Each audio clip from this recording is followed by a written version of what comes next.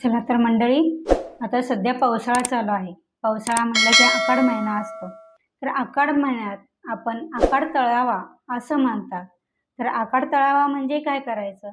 तर घरातल्या मुलांसाठी, मोठ्या माणसांसाठी चांगले आरोग्यदायी असणारे पौष्टिक असं काहीतरी बनवलं जातं. आपल्या चुलीवर कापण्याची रेसिपी करणार आहोत. तर चला आपण सुरुवात करूया.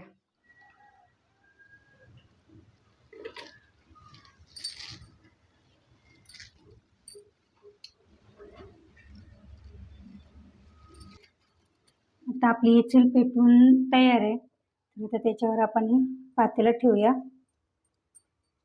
गूळ घालून आपण याचं पाणी करून घ्यायचं. हे मी आता अर्धी वाटी गूळ घेतलेला आहे. तर हे अर्धी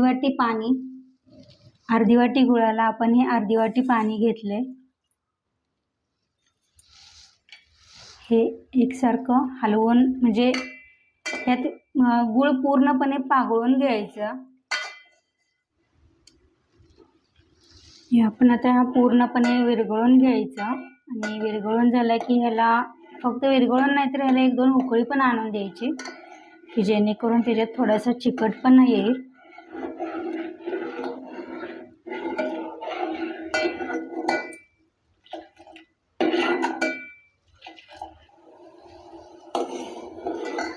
इथे याला उकळी आली चांगली. अजून याला 1-2 वेळा उकळून द्यायचं. मग हे आपलं पाणी आता पीठ मळण्यासाठी तयार होईल. हे आपलं आता गुळाचं पाणी आपलं हे करून तयार आहे. तरी आपण आता खाली उतरून घ्यायचं. हे आपलं आता गुळाचं पाणी तयार झालंय. हे थोडंसं बऱ्यापैकी थंड होत आलंय. अजून वाफा निघतेच तरी त्यातून. आता आपण ह्या पाण्यातच गार करतच पाणी आपण हे पीठ मळा घ्यायचे. आता हे पाणी आपण परातीत काढून घ्यायचे.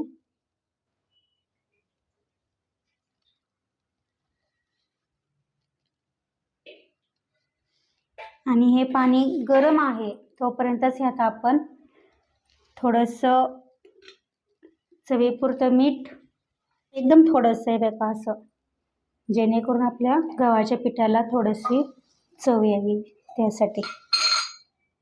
आणि त्याच गरम पाण्यात 1 चमचाभर तुपाने आपल्या कापण्या ज्या आहेत त्या मऊसूद होतात त्यासाठी. आणि हे आपण हलवून घ्यायचं. याच पाण्यात वेलची पूड अर्धा चमचा,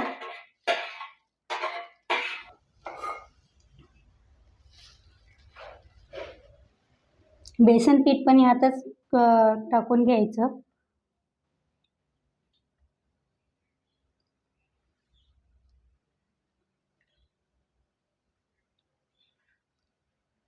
चार चमचे आपण बेसन पीठ घालून घेतले. आता हे पाणी बऱ्यापैकी थंड होत आले की जेणेकरून आपण हे यात हाताने सुद्धा मळू शकतो. तर आता यात आपण गव्हाचं पीठ टाकायचं. हे तर मी इथे घेतले 3 वाट्या पीठ आहे गव्हाचं.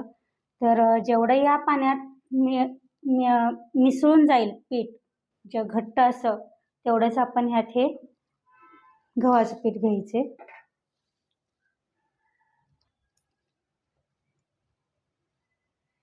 थोडं थोडं घेतच म्हणजे मिसळायचं आहे यात पाणी.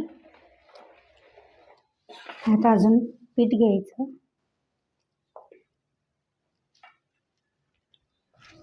त्यामुळे हे अशा पद्धतीनं घट्ट असं गुळाच्या पाण्यातच आपण हे पीठ मळून घ्यायचे. तर अशा पद्धतीने आपलं हे पीठ मळून तयार आहे.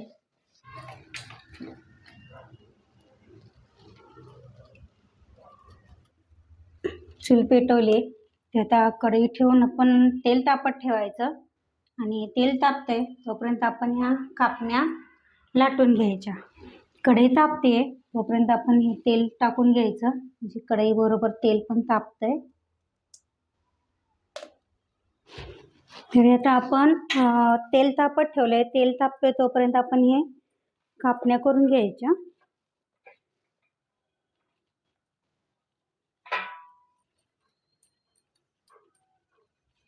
थोड्या जाडसरच लाटायच्या.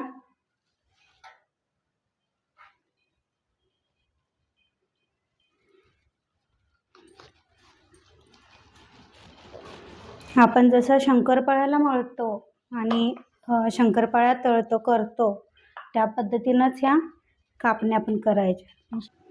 ह्याच्याबरोबरच आपण हे खसखस आता ह्याच्यात हे करून घ्यायची, घालून घ्यायची, जेणेकरून लाटल्याबरोबरच ती खसखस त्याच्यात पिठात रोवली जाते, जेणेकरून तळताना ती तेलात सुटत नाही बाजूला.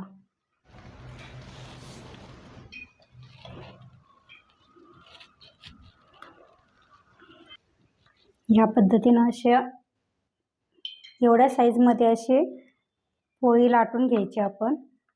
मी आता ही ह्याची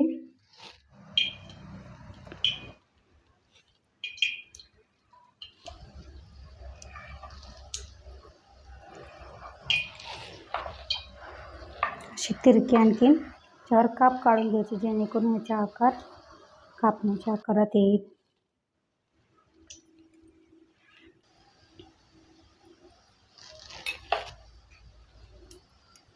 बारके बारके काढून घ्यायचे बाजूला. चांगले चांगले आकाराचे आपण हे असे पूर्ण तळून घ्यायचे. आता कापण्या यात सोडून घ्यायचे.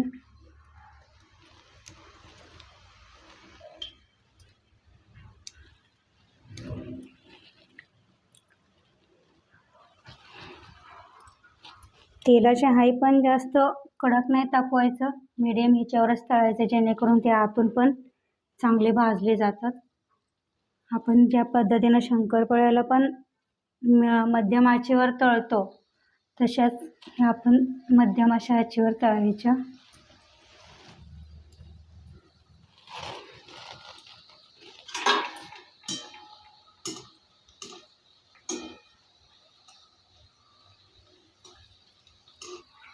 अशा पद्धतीने आपल्या या कापण्या तळून झाल्यात. असं लालसर थोड्याशा कलरवर चांगल्या भाजून काढायच्या. याच पद्धतीनं आपण बाकीच्या पण कापण्या तळून घ्यायच्या.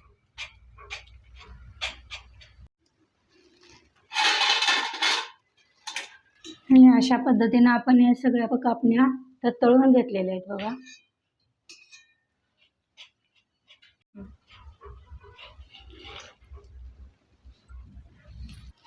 अशा पद्धतीने आपल्या ह्या सगळ्या पूर्ण कापण्या करून तयार झालेल्या आहेत, भाजून तळून पण. तुम्ही बघू शकता याला कलर पण छान आलेला आहे आणि ह्या आतून वगैरे पण व्यवस्थित भाजले गेलेले आहेत. कच्चं पीठ वगैरे असं नाही आहे काही. तर तुम्ही पण ह्या पद्धतीनं करून पहा.